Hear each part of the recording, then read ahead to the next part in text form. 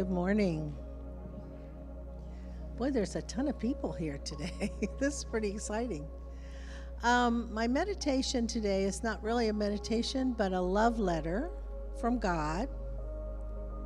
And I have to say, as a caveat, that we know here at the Center for Spiritual Living that God is not a man on a cloud writing a letter to us, but the Spirit within and the Creator of all there is.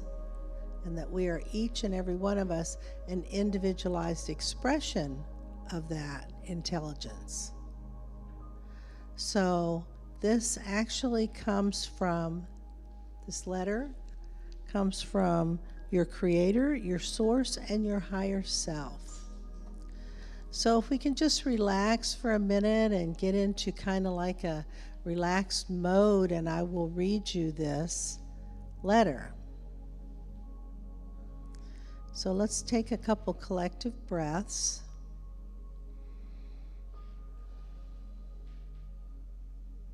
Just calming the mind and opening the heart.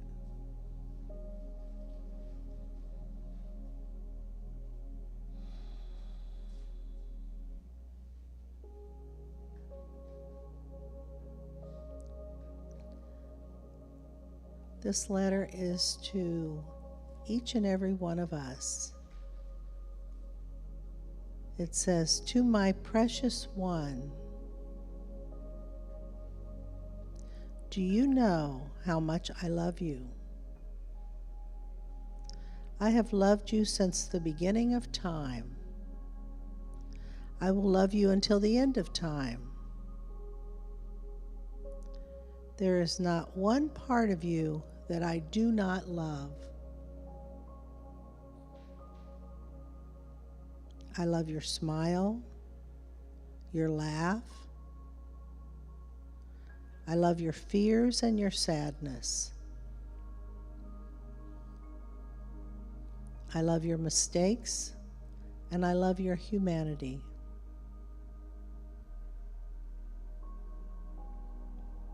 I made you from my very love for you. You are a piece of me. In you, I see magnificence, power, sensitivity, and caring. In you, I see nobility of spirit and generosity. I see how you blame yourself when you can't give what you want to. And I know that you are doing the best you can.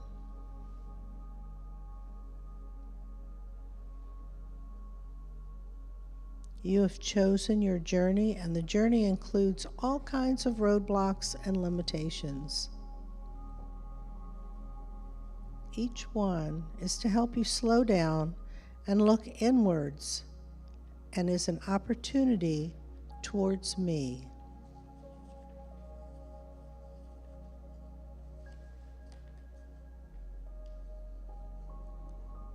All I desire is to give to you. All I long for is your closeness. In every situation, you have a choice to look towards me or away from me. Please look towards me. I have so much to give to you.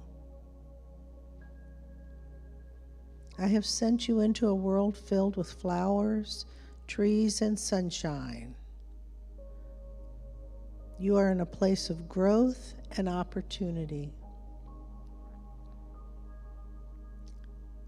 Every day when you wake up, I look forward to hearing from you and the wonderful things that you will do with the gift of life each day.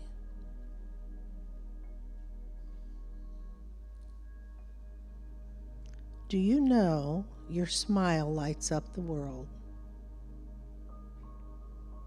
When you smile at another, your radiance warms their hearts and ignites the heavens.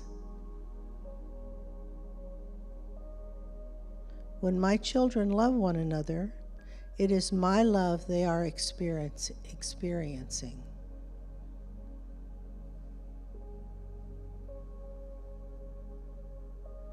How dear you are. You are a soul, a beautiful, holy soul sent on a mission to create life in a world that may seem dark. Your mission is to create beauty and to become selfless and giving in a non-reality that tries to tell you otherwise.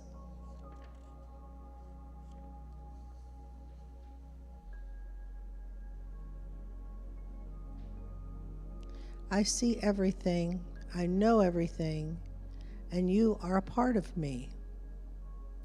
I know the small, subtle acts of kindness that you do, and I celebrate them.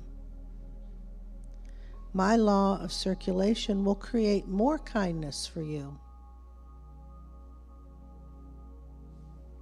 You are a magnificent creation. Your beauty overwhelms me. Your essence is holiness and purity. You are full of light and love and goodness. And though you don't always know this, I do. You may at times think that a difficult life means that I am not nearby. That is a mistake. I am always closer than your breath. You are my exalted one.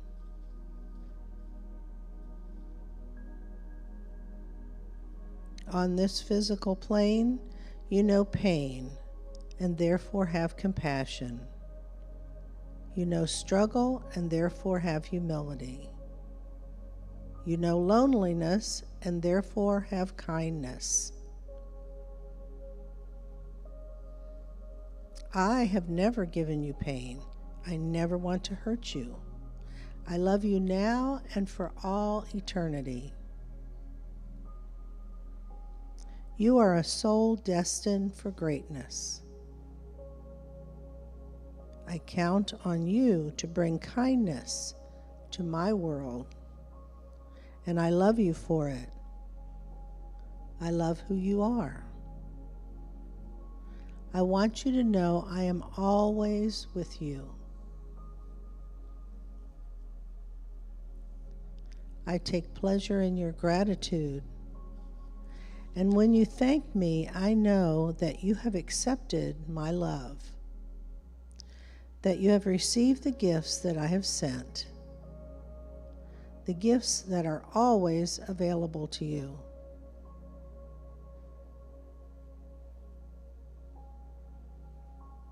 Turn towards me with an open heart. All has already been given, and it is all yours.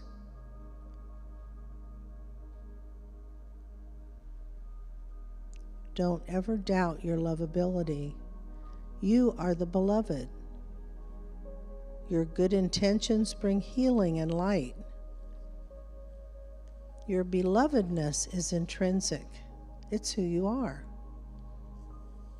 And my love is always here for you.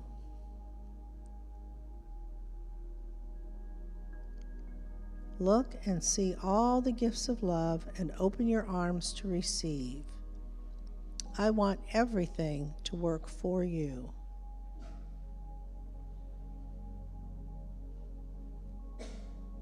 In your service for me, please be gentle on yourself. If you have done something that is not right, you can fix it and move on. If you have caused pain, you can apologize and move on. If you need to work on your character, you can work on it. But through all the fixing and work that you do, never once think that you have fallen out of my favor. That is impossible. I love you no matter what. I am love, just as you are love.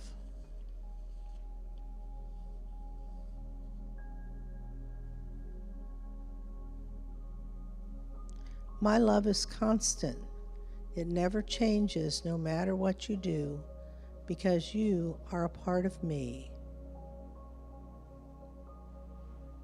You are not only beloved, you are worthy. You are worthy of love. You are worthy of abundance. You are worthy of friendship. And you are worthy of receiving help. Accept the love I send you through other individualized expressions of me. Accept the opportunities to give and to share. You are worthy of all things good. Any shame you carry is a space within you where my love is not felt. I want you to know you are completely filled with my love. I wrap you in love's comfort and blanket you in warmth. I bring you surprises and delights and miracles. I love you, I love you, I love you, and I will never leave you. I am you, and you are me.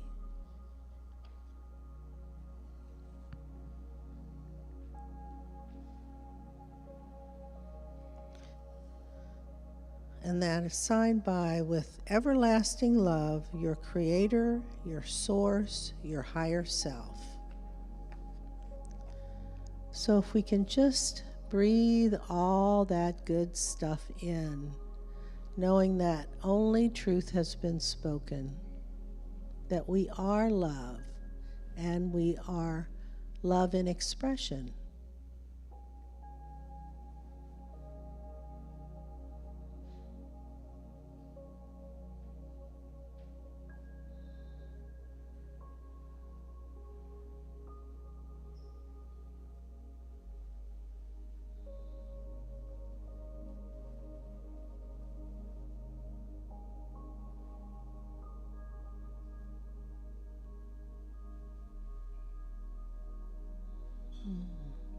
So knowing that it is a beautiful day, a grand rising, we're rising up today. And so as we just all breathe collectively again together, come back into the room, and get ready for a joyous, wonderful, loving day. Namaste.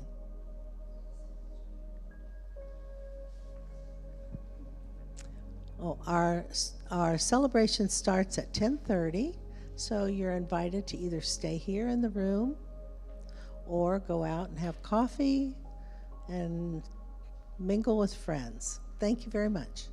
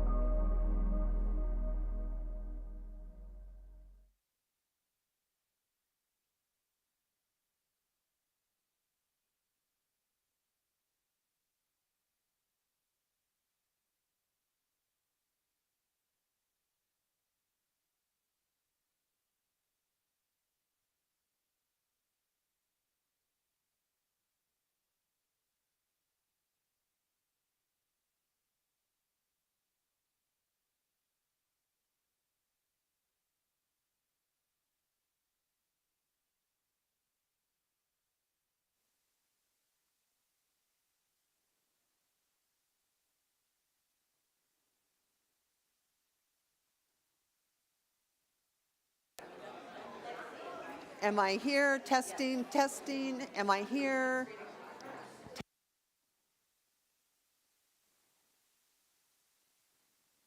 Hello.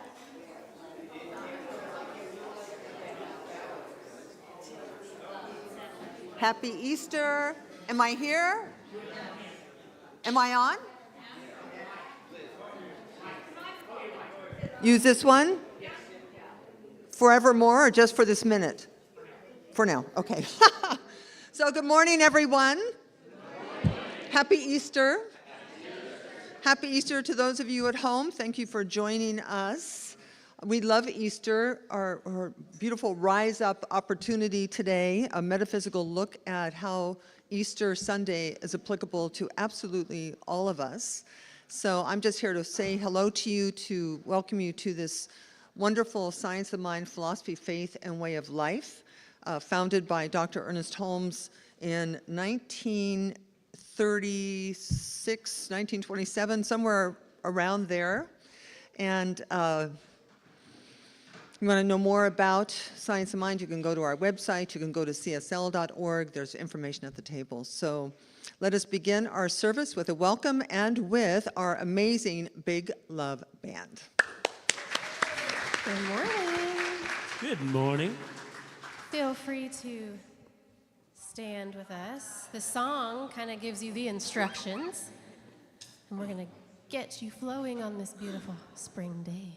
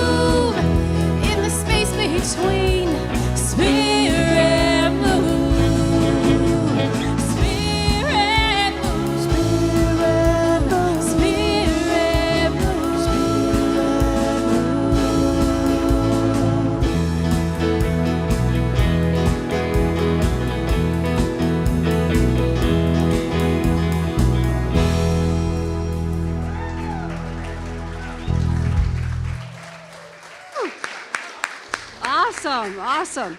Okay, we're all not 6 feet tall. Thank you very much. Welcome again. Welcome in, everyone. YouTube land, we're so glad you're here. Welcome to this beautiful Easter morning. I wish you could see you from here. You all look so beautiful today. Fashion hats going on. Love those Easter bonnets. So good to be here.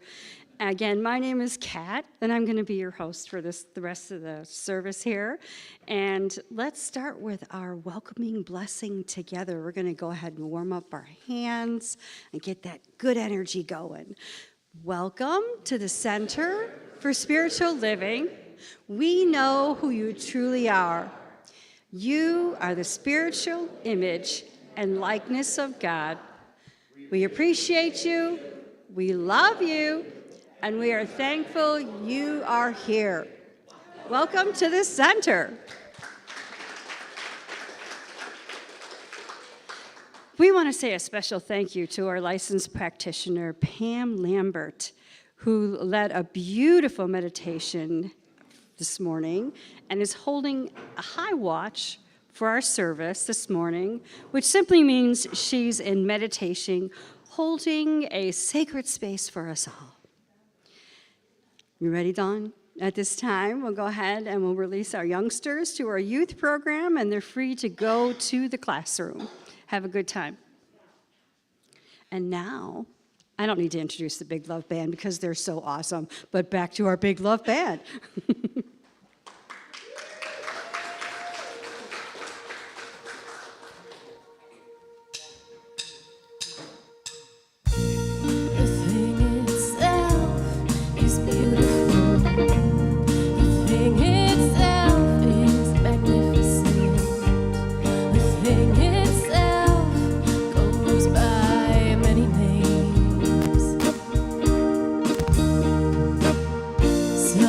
People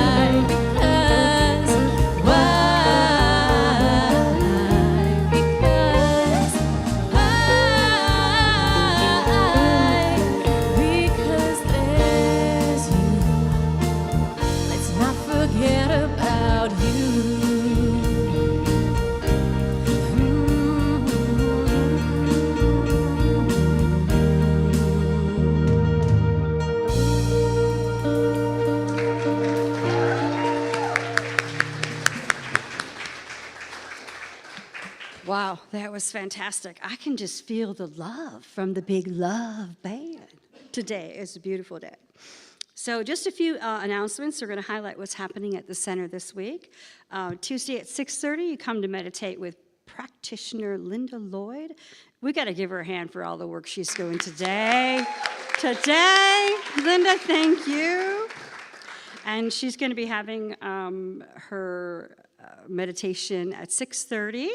And, of course, it's just a love donation. Don't ever let a love donation stop you from coming to any of our outings.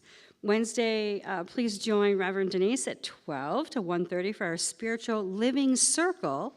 In a small group setting, you'll explore the message from today, and we'll dive a little deeper. And I got to tell you, I go on Wednesday, too. It is just so inspiring to have the words from Reverend D. It's just absolutely wonderful. Again, don't let any donation stop you from coming. We love to see you. Both of these offerings are, again, just we never turn anyone away. Friday at 7 p.m., join Jenny for our monthly Singing Bowl Sound Bath at $18 suggested love offering. And finally, due to popular demand, our next Healing Circle experience is scheduled for Sunday, May 4th from 12:30 to 2:30, sponsored by our Healing Circle team. This is a holy experience, and this Healing Circle will benefit the Butterfly Garden we are creating in honor of our beloved Karen Gidley, who recently made her transition. And it's a beautiful garden. I was just in there a couple of minutes ago just to give a couple of minutes before I stepped up onto the platform. It is such a beautiful garden full of wonderful, someone is very talented. You should see the stones. There are beautiful butterflies on them. Please go take a look. It's absolutely beautiful. But please welcome our practitioner today, Adalia Romero, who is doing the reading for the day and is anchoring us in a moment of prayer. Beautiful Adalia, let's welcome her up. Beautiful. Good morning, my holy beloveds. Good morning. So great to be here. And today we have a special reading. It's from Science of Mind, June 2024. And this was written by Reverend Dr. Andriette Earle. She's the founding spiritual leader of Heart and Soul Center of Oakland, California. And this reading was really chosen because it's about my favorite song, which is Rise Up. I don't know if any of you know it. It's from the singer is Andra Day, and it's called Rise Up. And I will rise up. So the quote from the song says, "You're broken down and tired of living life on a merry-go-round, and you can't find the fighter, but I see it in you, so we're gonna walk it out and move mountains. I will rise up. I'll rise up unafraid." And she goes on to say, "Rise Up is one of my favorite songs. It is a song about our resilience, perseverance, courage, and confidence.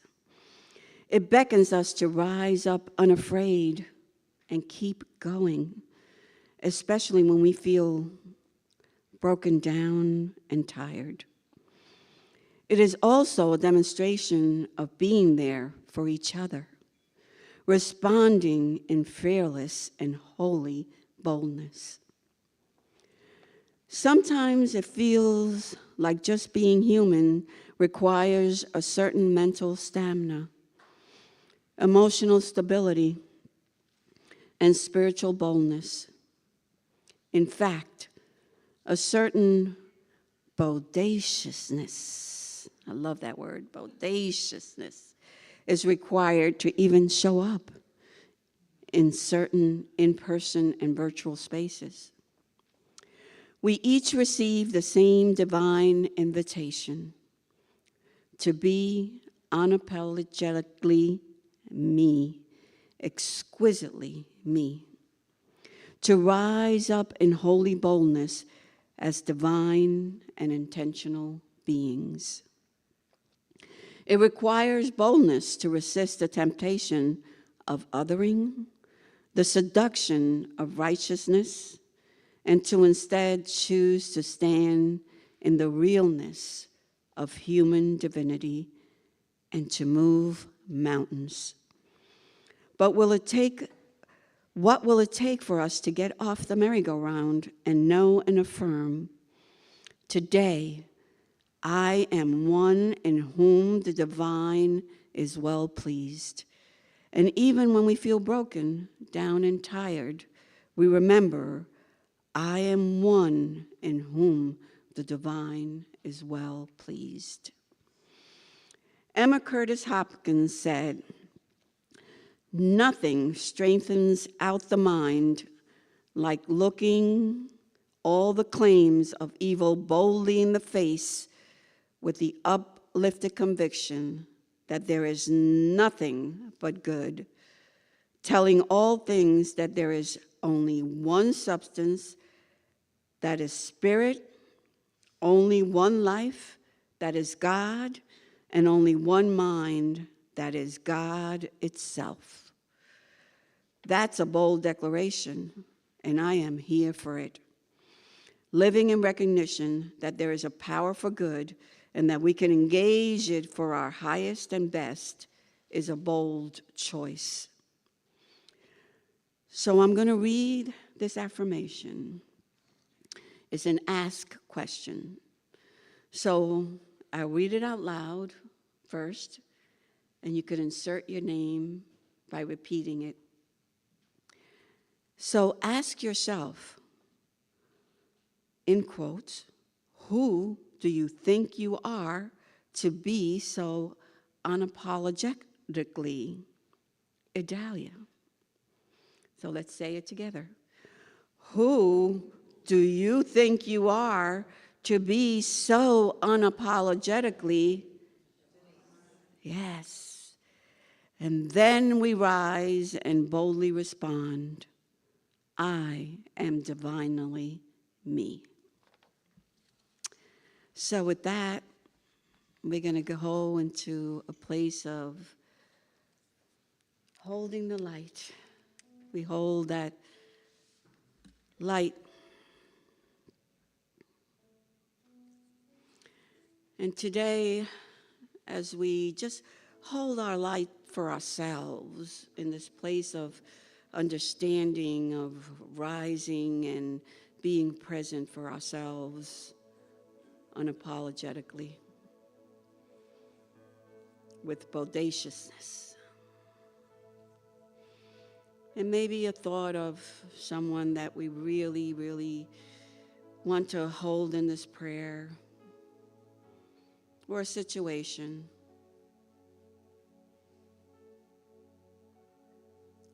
As I speak these words into the space that already knows, I know without a shadow of a doubt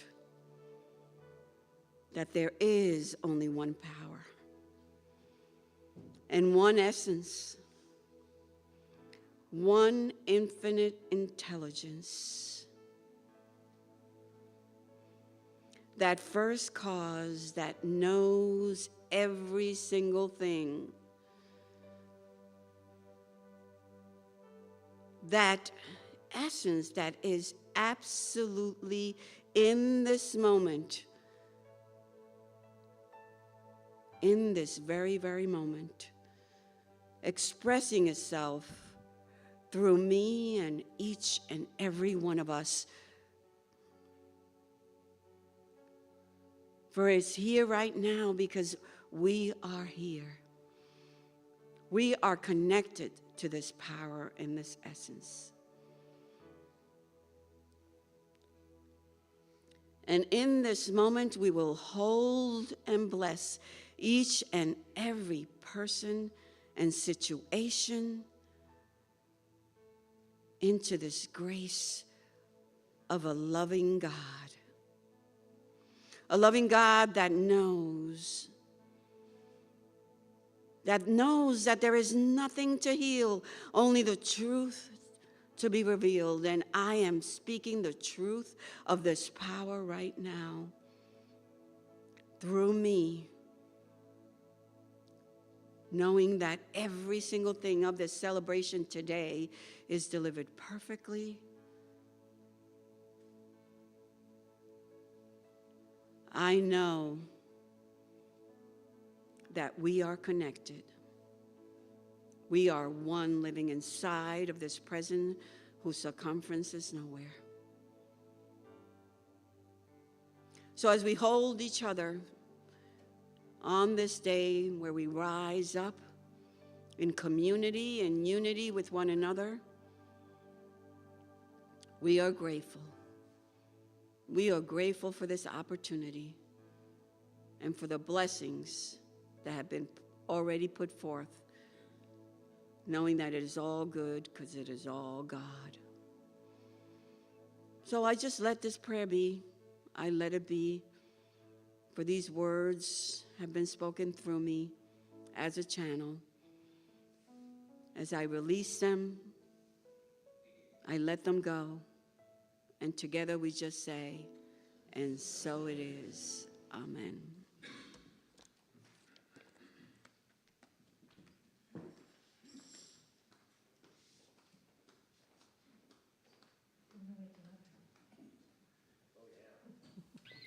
Higher and higher, Sam. I haven't done this in 3 weeks. Woo. It's been a long time being back.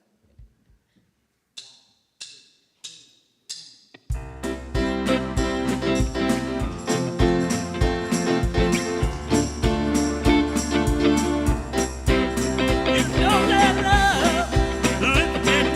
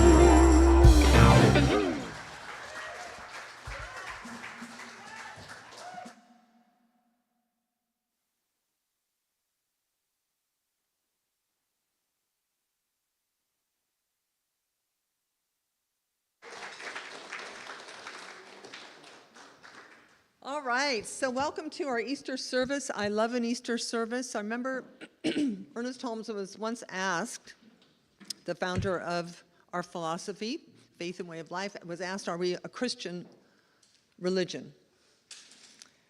And he said, well, of course. So obviously we're not a Christian religion technically, but he said, we loved Jesus.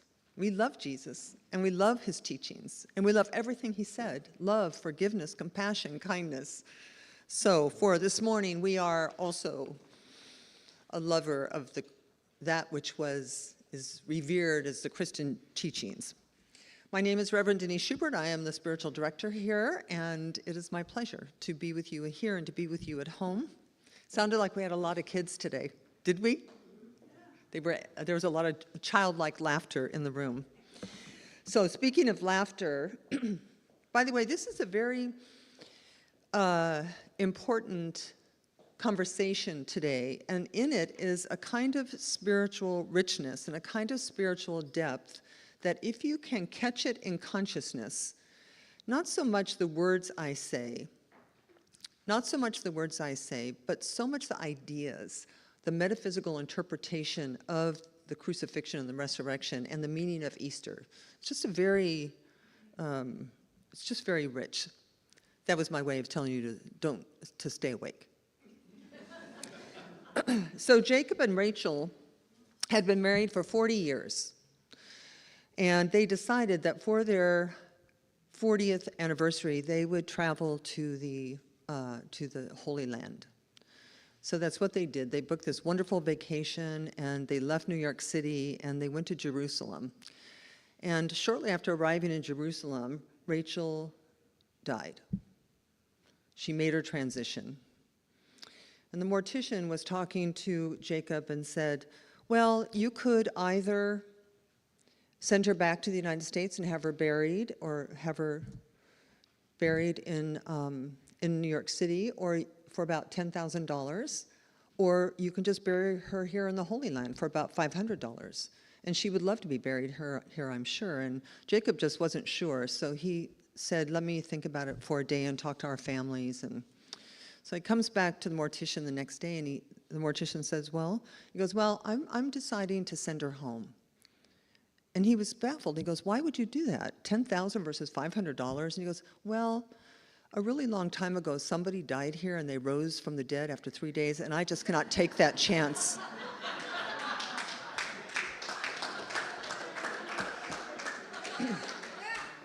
That's my Easter joke.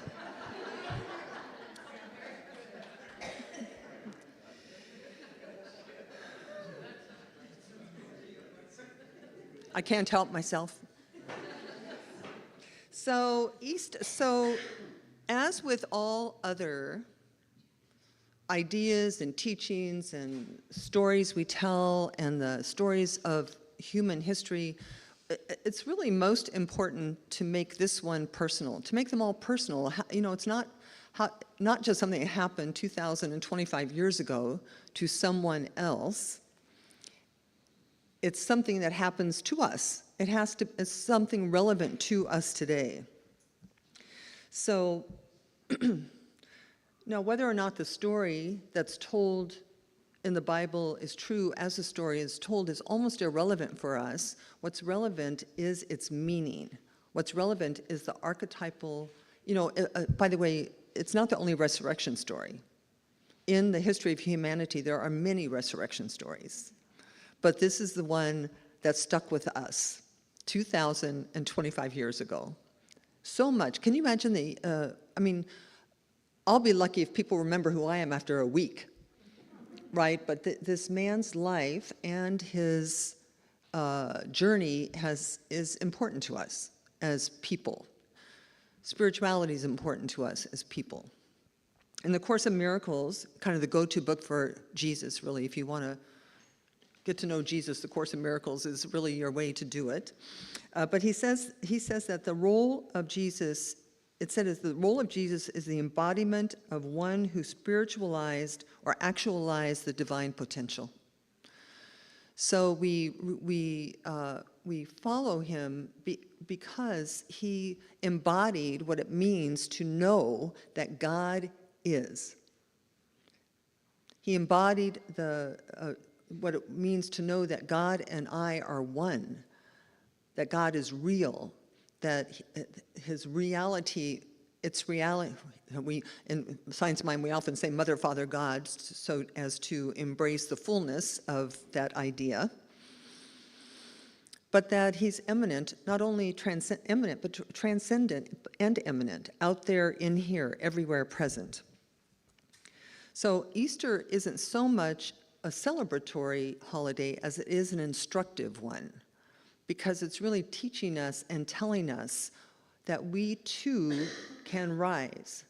We too can rise. We too can overcome the world. We too can, when we're down and out, down, what is it, down, broken, tired, broken, whatever it was. I'm missing the middle one. So in our philosophy, faith and way of life, I'm a little tethered here this morning. Otherwise, I would be dancing over here and over here. But in our philosophy, faith and way of life, we view the Bible as really the story, every man's story, every woman's story, the story from Adam the man to Jesus the Christ. This coming into the world, forgetting that we're divine, living that human existence, and then realizing or recognizing at some moment that we are more. That within us is the presence of goodness, is the presence of kindness, is the presence of love and forgiveness. Now, when we recognize this for ourselves, we go from being a man of the earth to a person of God. We step into our divinity. So, our affirmation for today, and I'm not even going to say repeat after me because you all are so good at this, you're just going to go full bore into the reciting of this affirmation for yourself. Are you ready? Okay.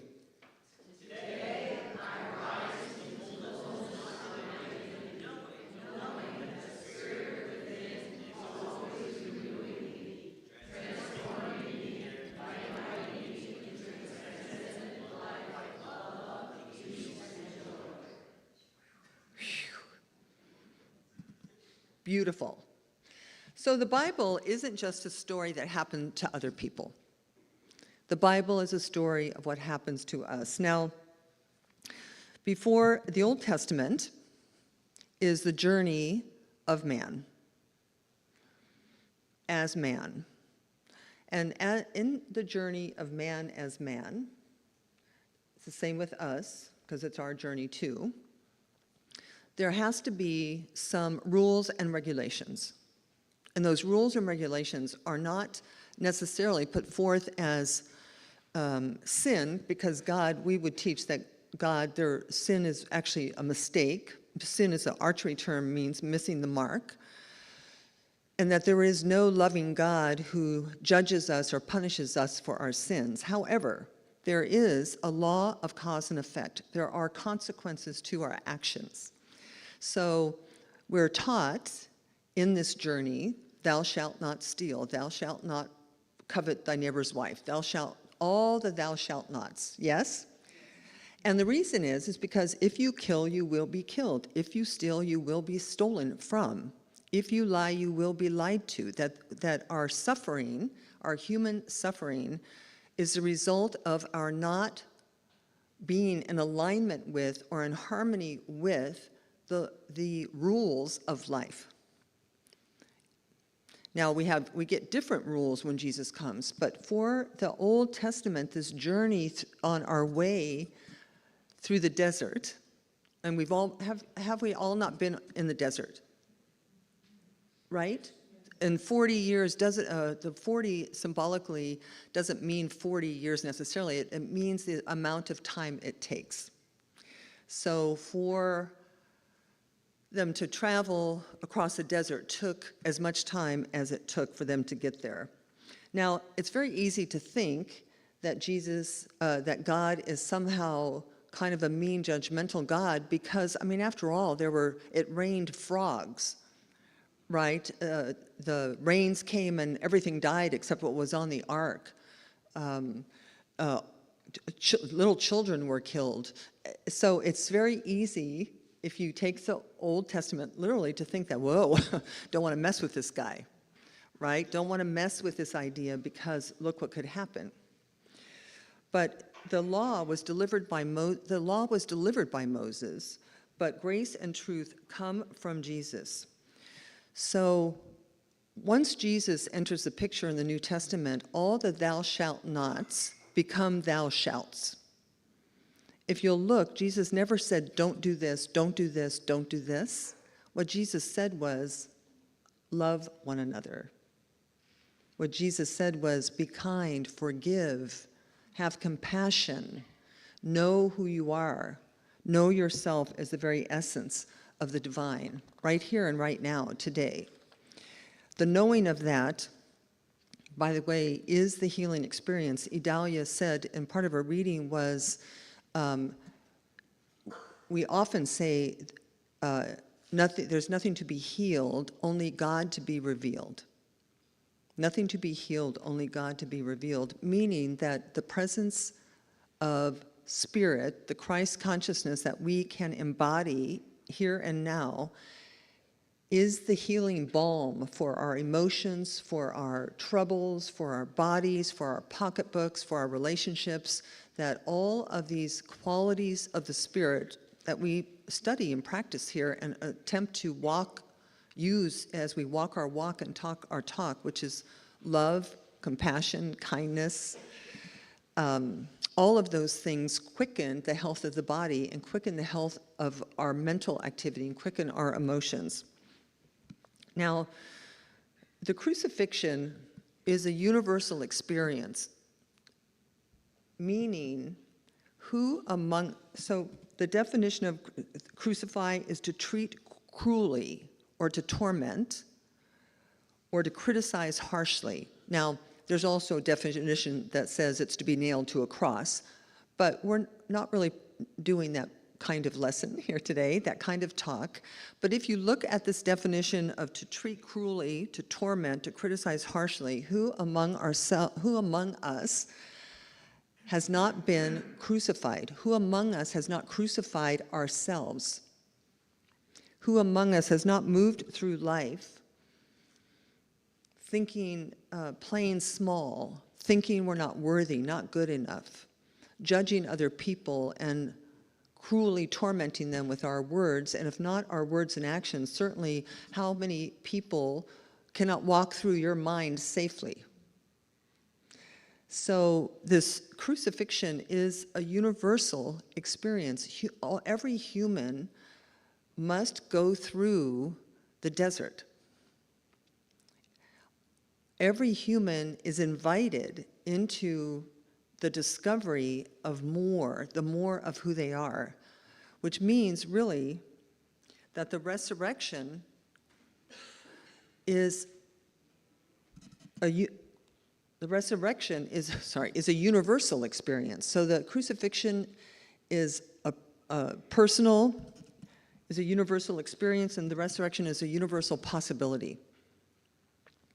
Meaning that for each one of us, the possibility of rising up, the possibility of healing whatever is the source of our loss or our suffering or our battles in life is possible for everyone.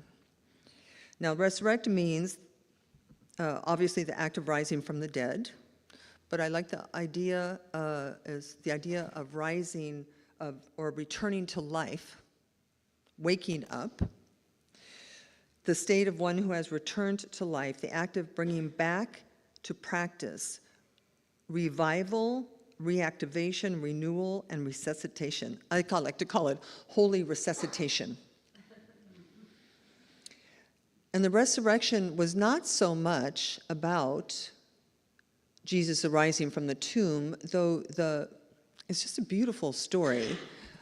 But the resurrection for you and I in our everyday lives is that moment when we realize that we are more than just our ego-conditioned human self with a story, that we are infinitely and eternally connected to beauty, infinitely and eternally connected to faith and hope, and to this upward spiral of becoming that Mary Morrissey, who's an author, says.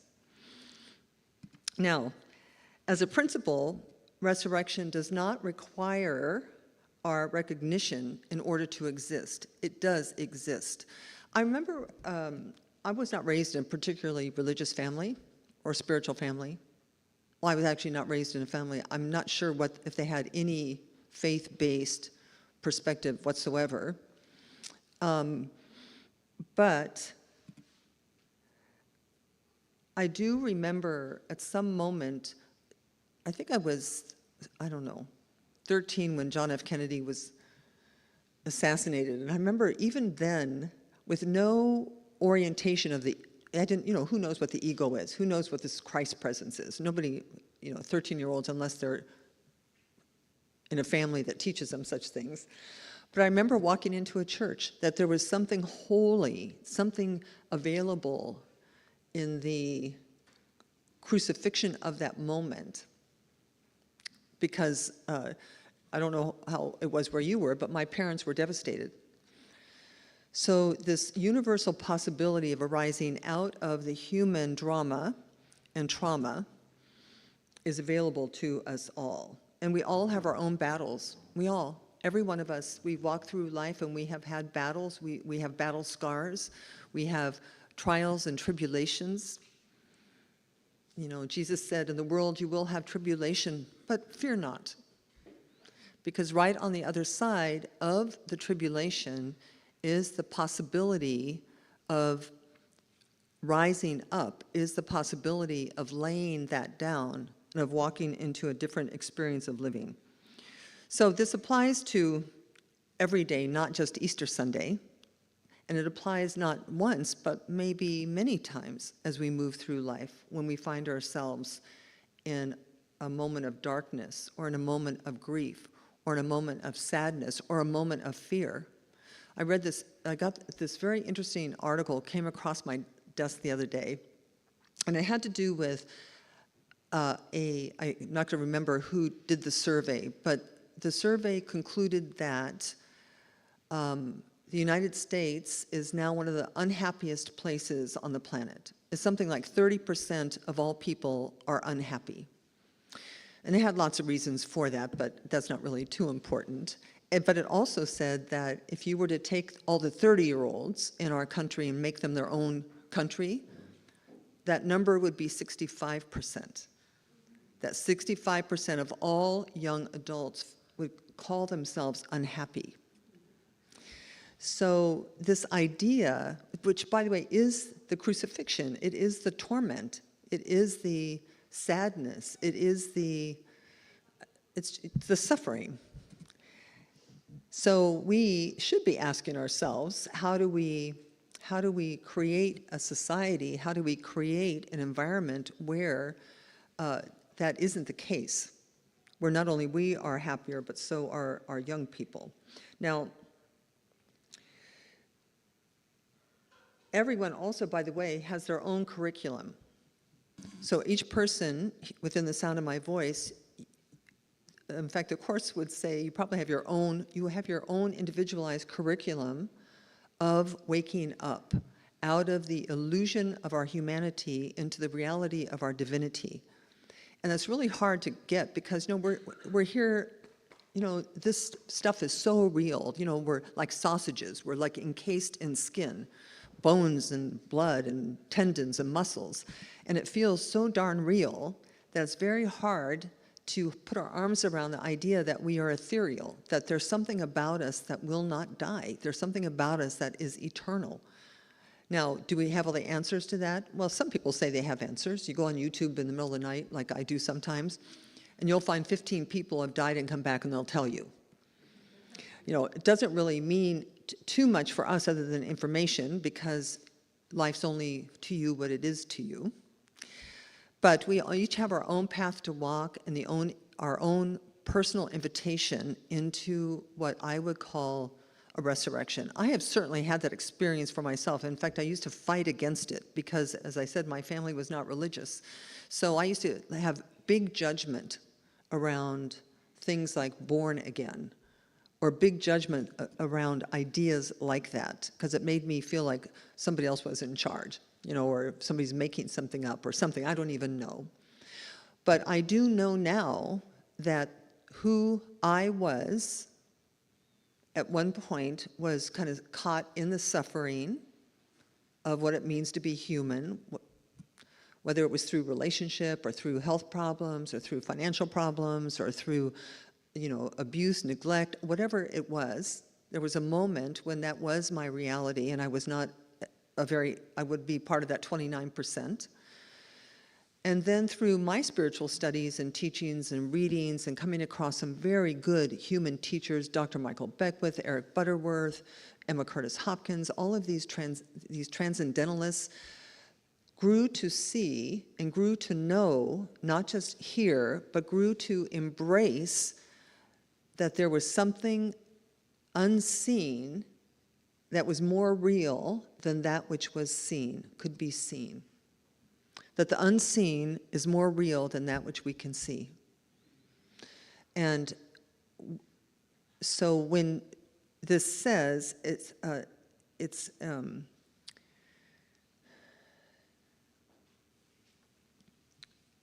does not require our recognition, it means the principle of seeing is waiting to be discovered. It's something each one of us has to discover. So A Course in Miracles said this: crucifixion was a radical teaching example meant only to show us that the effects of the crucifixion are nullified by love. So once you go from suffering to asleep to awake, not knowing you're divine to knowing you're divine, not being aware of your spiritual existence to becoming aware of your spiritual existence, all that suffering, all that past becomes unimportant, really. It fades into the background because the presence of love, the presence of what we would call, it was Jesus the Christ, but it's also Laura the Christ and John the Christ and Denise the Christ. It's like that awareness of our divinity is universal. And there have not been many people among us, right, who have walked and talked that truth. Jesus was not the only one. There have been many, the Buddha, many. I don't have to name them. So she said, Marianne Williamson said in her book, A Return to Love, she said, worship is not really, or awe is not really the right relationship to have with our elder brother Jesus. That awe should be reserved for God, but that devotion and respect and appreciation are wholly appropriate because he opened up a space for the whole world, really, for the whole world 2,025 years ago that we are all still exploring and walking into. Now, in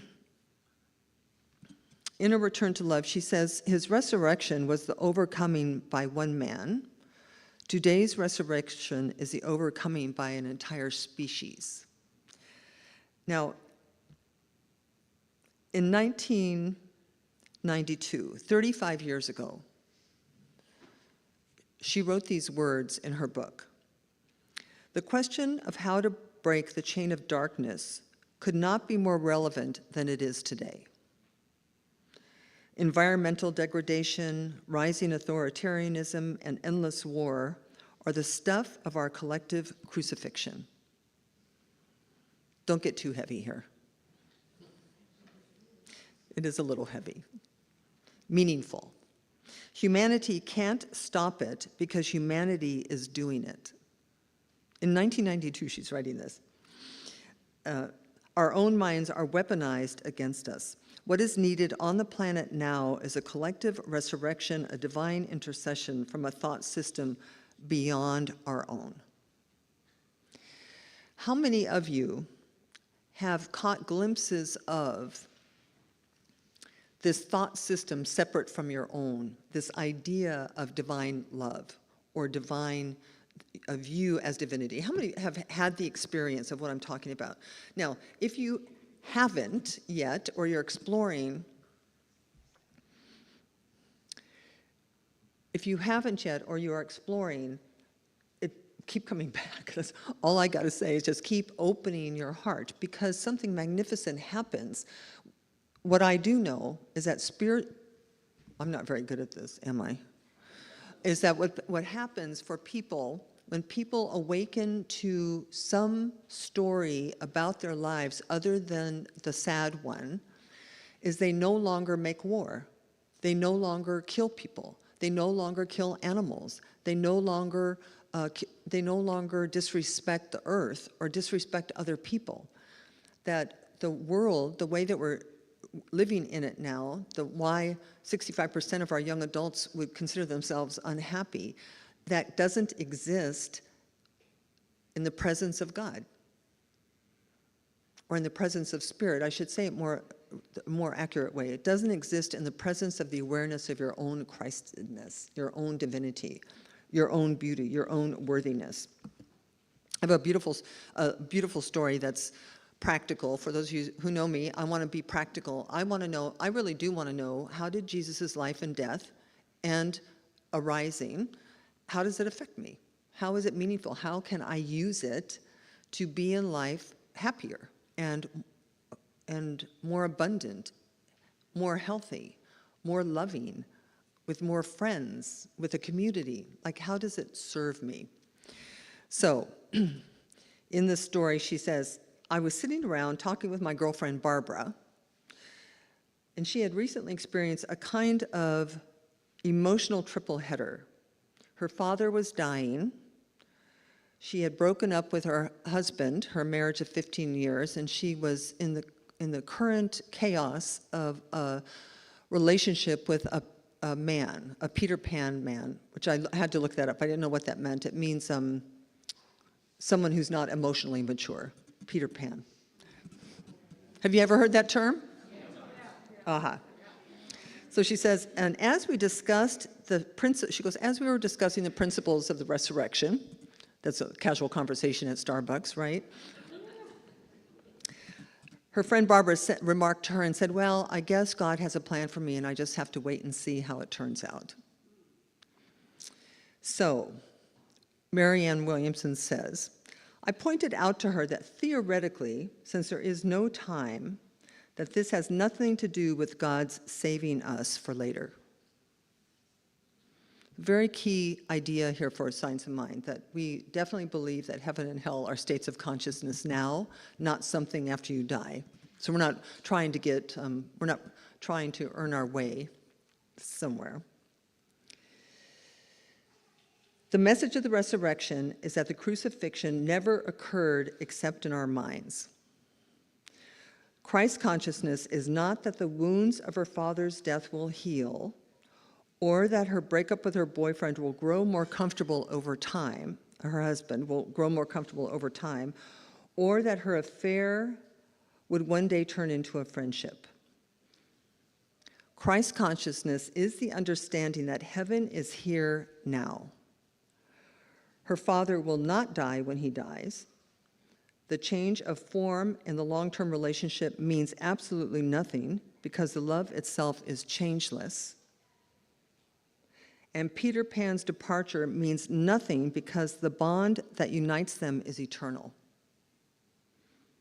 So before I go on, are you catching this? That even though these things happen, if she could view her father as a birthless, deathless, eternal being made in the image and likeness of God, she would realize that his laying on his deathbed doesn't mean he's laying on his deathbed. The body may be laid down, and most surely does, But that doesn't mean anything. She's saying that's not a crucifixion event.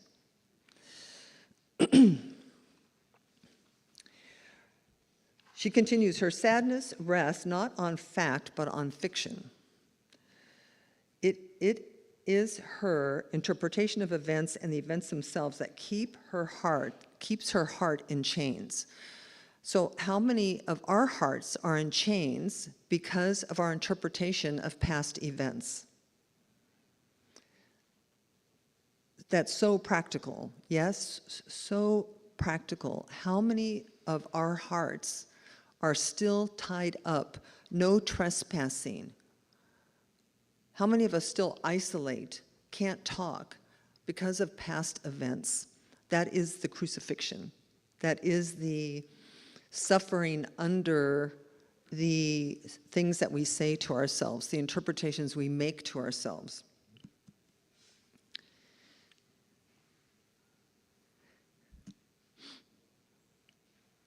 Finding my place. Heaven is a transformation of these events within her mind. The physical world then follows. Heaven is a transformation within our minds. The worldly events then follow. It's funny, we're teaching a class right now, change your thinking, change your life. The resurrection is our awakening from the dream, our return to right-mindedness, and thus our deliverance from hell.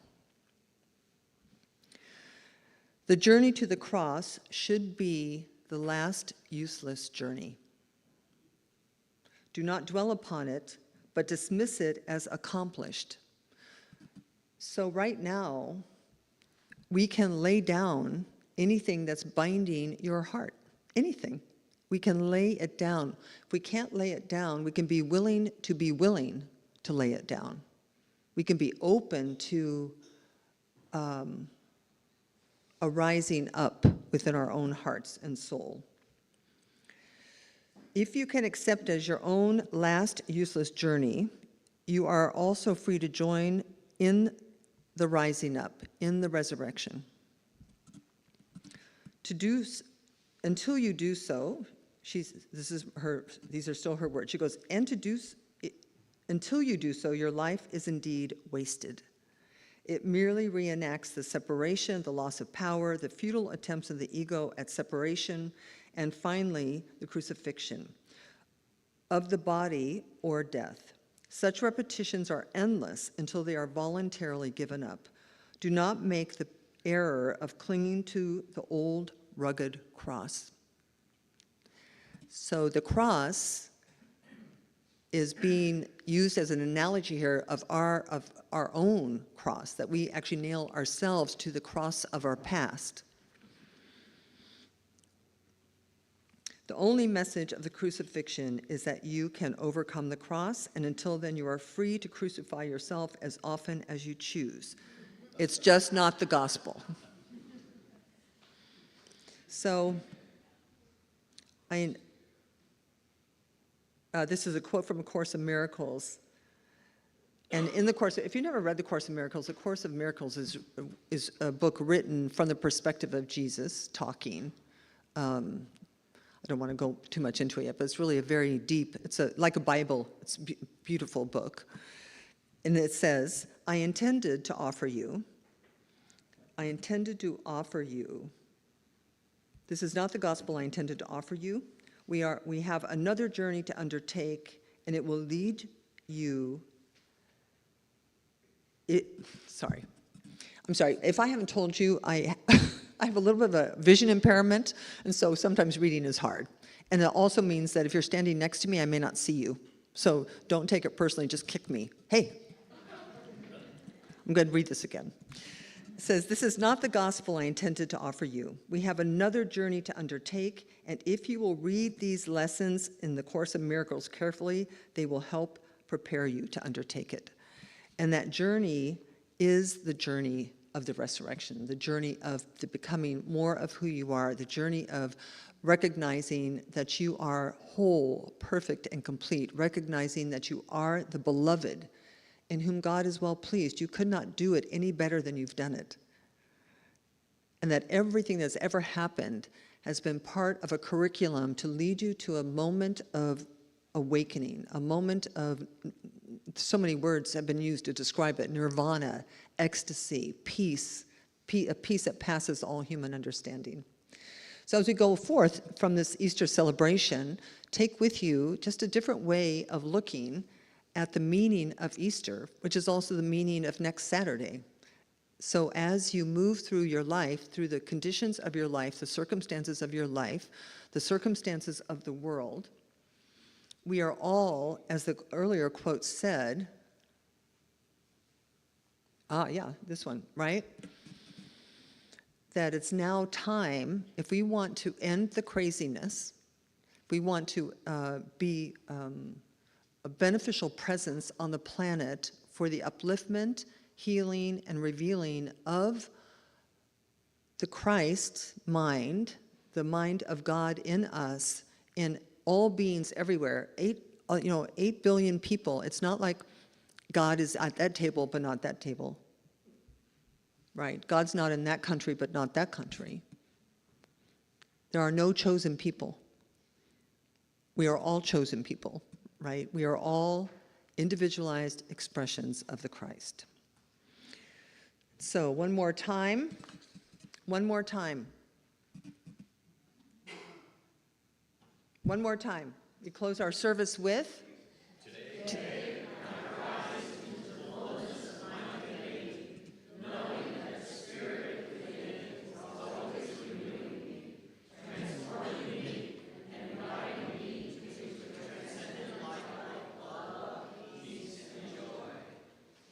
Do you accept it? Yes. All right, let's pray. All right, so let's take this wonderful Easter Sunday, this wonderful day of recognizing the face of God in each and every person in this room. Recognizing that nothing that has ever happened to us, ever, nothing that we've ever done, nothing, mars our perfection in the eyes of the infinite.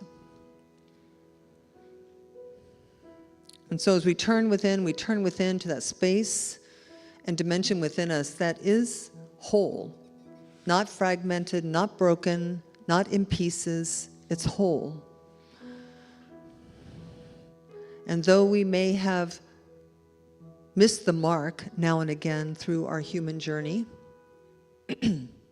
our physical journey on this earth, this short blip in time, it in no way separates us from the one who created us. And so I know that God and I are one. I know that you and God are one. And any word will work there. You and love are one. You and the quantum field of unlimited possibilities are one. You and the Christ are one. And so it is from that place of recognizing this, of claiming it for myself, that we can I can bodaciously speak a word for and about you, for and about everybody within the sound of my voice, claiming and affirming that today is the day that something gets laid at the altar and never picked up again. Something gets released, which releases our hearts to love and be loved, releases our minds to think something new, releases our spirits to be wanderers, explorers, bodacious wanderers, enjoying this earth we live on, this beautiful, organized, intelligent, abundant earth. And so how grateful I am to stand in the shadow of our master teacher Jesus, who this day represents his demonstrating for us what's possible. And so we say yes to this possibility, to whatever degree we can say yes to this possibility on this day. And so it is with gratitude that I simply give thanks for the possibility of a resurrection, a possibility of a re-emergence, of awakening from a sleepwalking life to my own and everyone else's spiritual magnificence. and releasing these words, knowing that the universe uses our words, our thoughts, our beliefs, our actions to manifest an external world for us. So I know that the universe has already said yes to this, that the healing is already done, and we go forth from this moment happy, contented, and at peace. Truly all is well with our souls. So for this and so much more, we give thanks. Give thanks. And we do it together by saying, and so it is, amen. Thank you, community, for happy Easter.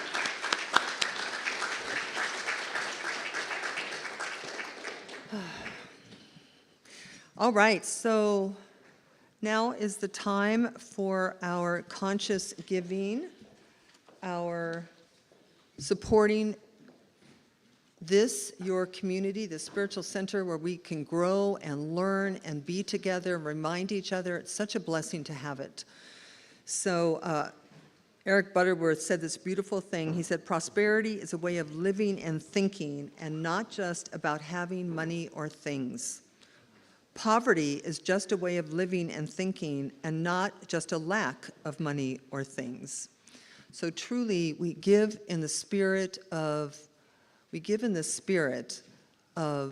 abundance and prosperity, knowing that all of our needs are met. So there are many ways you can give. Obviously, you can put your offering in the basket, you can text, you can go on the website, you can PayPal. There's so many ways. You can mail checks. Take a moment and put your offering today, hold it close to your heart, and repeat our offering affirmation together. Today, I know the activity of divine abundance is at work in my life and the life of this center. I give and receive generously, and I live in the flow of bountiful good. And so it is. Thank you, ushers. Big Love Band.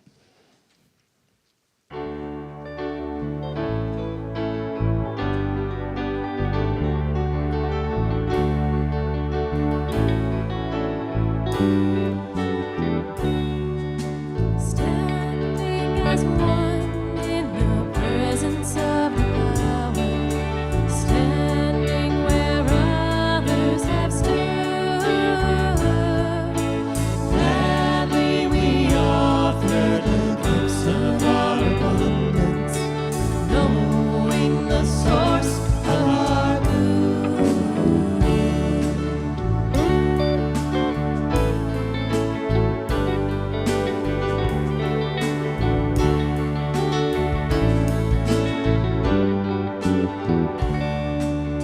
Standing as one in the presence of the power, standing where others have stood.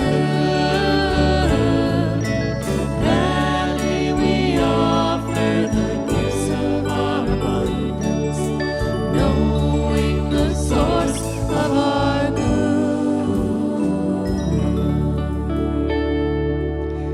And so we just take a moment to bless that which has been given on this day with so much joy and generosity, knowing that it cannot help but raise the consciousness of our community, have it have more impact in the community we live in, the world we live on, and to simply know that the giver and the receiver are equally blessed. And so for the abundance and prosperity and uprising of this day, we give thanks, and so it is. Amen. Thank you, community, for your generosity. All right, just a couple more things. Do we have first-time visitors here with us today? Never been here before. You're blessing us on this day. Please make yourself known. We're not going to ask you to do anything weird. We just want to really give you a proper look you in the eye and welcome you today. Anyone? Please don't be shy. Yes. Thank you. Thank you. We're having obviously we have an amazing amount of food. We're having a potluck today, so all are invited. Whether you brought food or didn't bring food, there's going to be enough for a small army, so please feel free to stay. Also, a reminder, last Sunday we did our wonderful visioning, right? Was it so much fun? it was so good. We had about 25 of you stayed and did that work with us.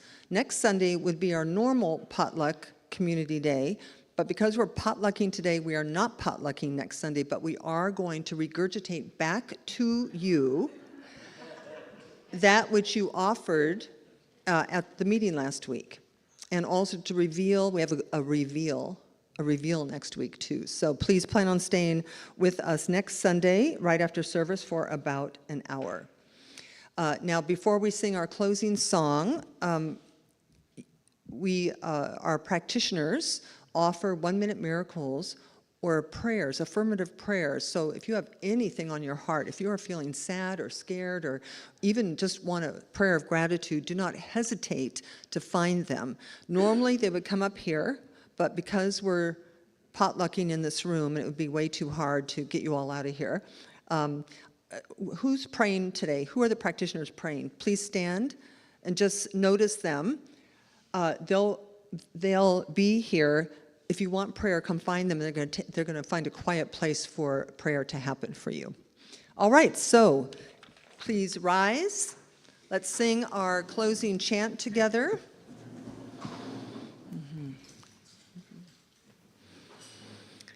Feel free to connect hand to hand. If you don't want to touch another person, just connect heart to heart.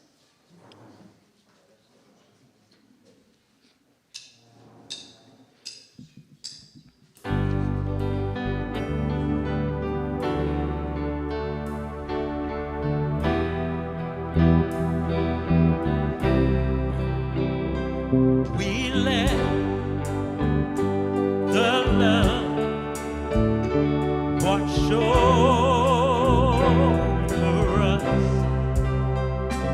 We let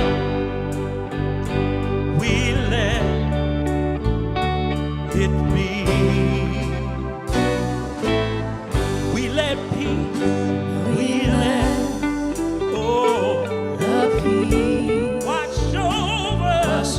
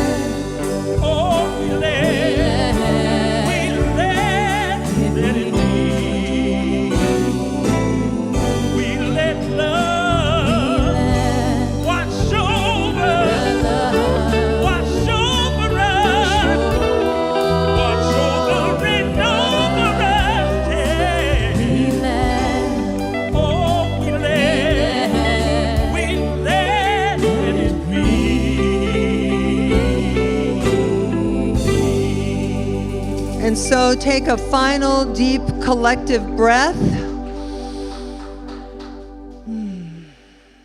as we vow to walk into this week carrying this message of the resurrection with us, allowing our light to shine, our happiness to glow, and our peace of mind to calm everyone within the sphere of our influence. Happy Easter, everyone, and so it is.